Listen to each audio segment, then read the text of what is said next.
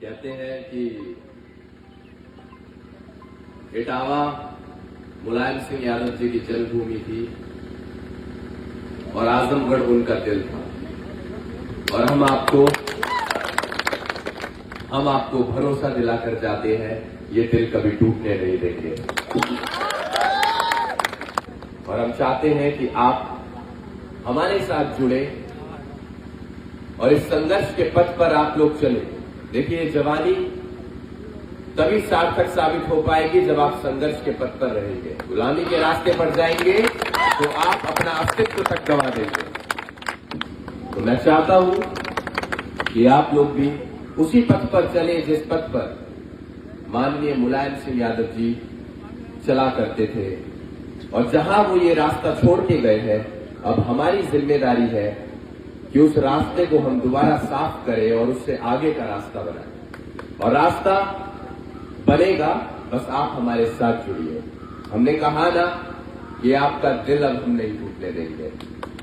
और रास्ता अब ये रुकेगा, ये रास्ता अगर अब रुकेगा तो अपना प्रधानमंत्री बनाकर रुकेगा। जो अधूरा सपना हमारे मुलायम सिंह यादव जी छोड़ के चले गए थे हमारे बीच, अब ये रास्ता वहीं जाकर रुकेगा।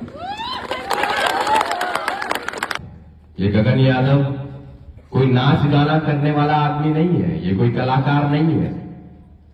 ये आपके लिए लड़ने वाला आदमी है और ये आपके हक अधिकारों के लिए लड़ेगा। ये आपका मनोरंजन तो नहीं करेगा, लेकिन आपके लिए बेहतर तरीके से लड़के दिखाएगा। तो अब फैसला आपको करना है कि आपको लड़ने वाला चाहिए या आपका मनोरंजन करने वाला चाहिए।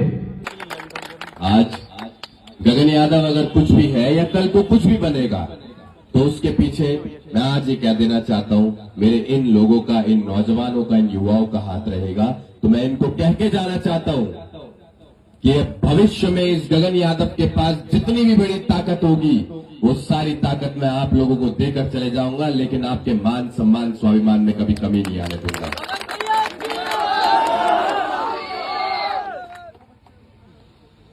और ये बात मैं फिर से बता देना चाहता हूं कि मैं आपका मनोरंजन करने के लिए नहीं कह रहा हूं। मेरी फितरत में लड़ना है, मेरी फितरत में संघर्ष करना है, मेरी फितरत में दहाड़ना है। बस उसी के आधार पर मैं कह रहा हूं कि मैं आपका मनोरंजन नहीं कर पाऊंगा, आपको हंसा नहीं पाऊंगा, लेकिन आपके लिए मजबूती के साथ, ताकत के साथ लड़के जरूर दिखाऊंगा आगे आने वाले समय में।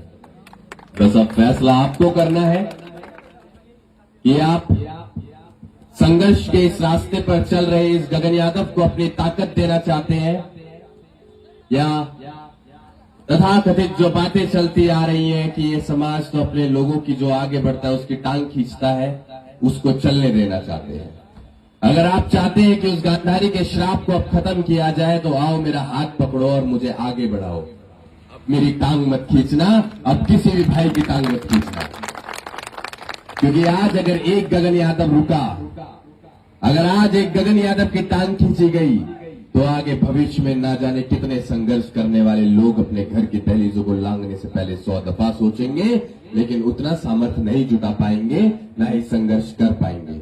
इसलिए मैं कह देना चाहता हूं, अगर आप चाहते हैं कि भविष्य में संघर्ष हमेशा चलता रहे और आपके मान सम्मान स्वाभिमान की लड़ाई ऐसे ही आपका वर्चस्व कायम रहे, तो जरूरी है अब आप हमारा हाथ पकड़े और हमें आगे बढ़ाए। हम भरोसा दिलाकर जाते हैं अपने युवा साथियों को, जहां जहां आपका पसीना गिरेगा वहां ये गगन यादव आपको खून बहाकर दिखाएगा।